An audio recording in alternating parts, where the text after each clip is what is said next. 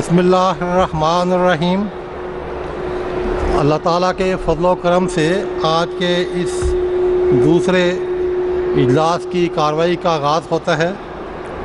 तिलावत कुरान करीम मुकर्रम अनस अहमद जावेद साहिब तशरीफ़ लाएँ।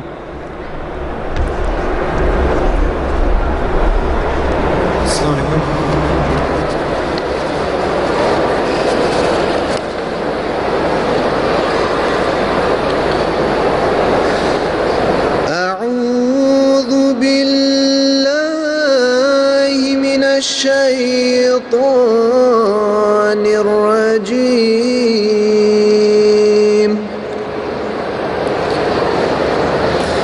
बिस्मिल्लाहिर्रहमानिर्रहीम।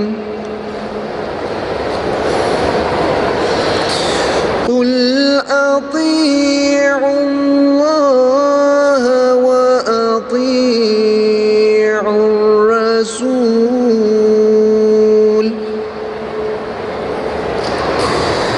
फ़इन तवल्लौ फ़इन्नमा अलैहि मा हुम्मिल व अलैकुम मा हुम्मिलतुम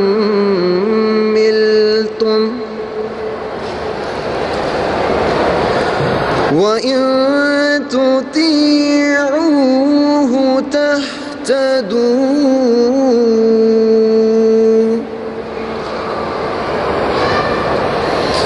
वमा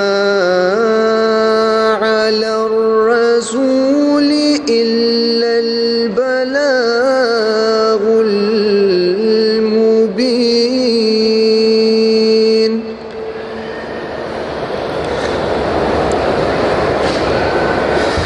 वअदल्लाहु الذين آمنوا منكم وعملوا الصالحات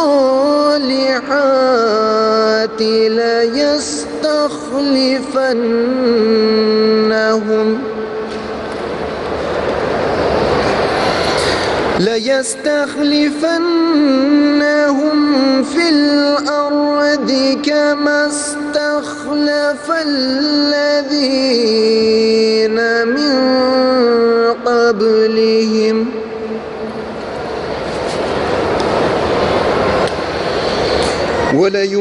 وليمكنن لهم دينهم الذي ارتضى لهم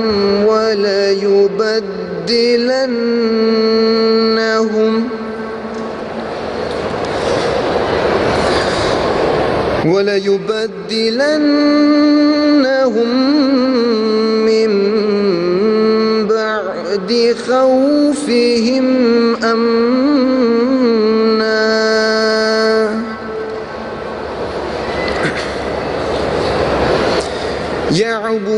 يعبدونني لا يشركون بي شيئا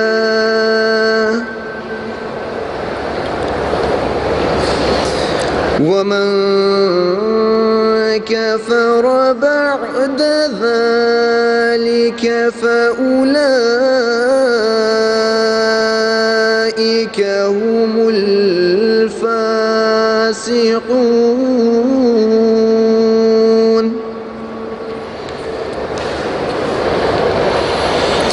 وأقيموا الصلاة وآتوا الزكاة وأطيعوا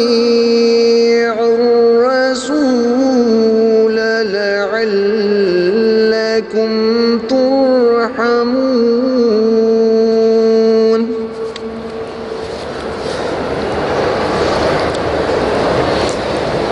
لا تحسبن الذين كفروا معجزين في الأرض ومأواهم النار المصير.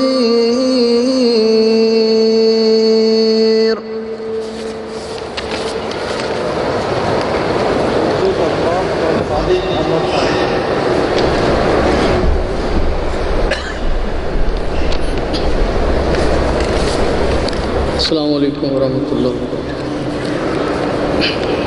یہ سورہ النور کی آیات 55 تا 58 کی تلاوت کی گئی ہے۔ ان کا ترجمہ بیان فرمودہ سیدنا حضرت خلیفۃ المسیح الرابع رحمہ اللہ پیش ہے۔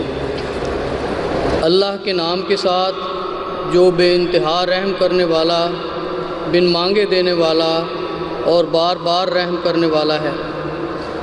وہ کہہ دے کہ اللہ کی اطاعت کرو اور رسول کی اطاعت کرو، بس اگر تم پھر جاؤ تو اس پر صرف اتنی ہی ذمہ داری ہے جو اس پر ڈالی گئی ہے، اور تم پر بھی اتنی ہی ذمہ داری ہے جتنی تم پر ڈالی گئی ہے، اور اگر تم اس کی اطاعت کرو تو ہدایت پا جاؤ گے، اور رسول پر کھول کھول کر پیغام پہنچانے کے سوا کچھ ذمہ داری نہیں۔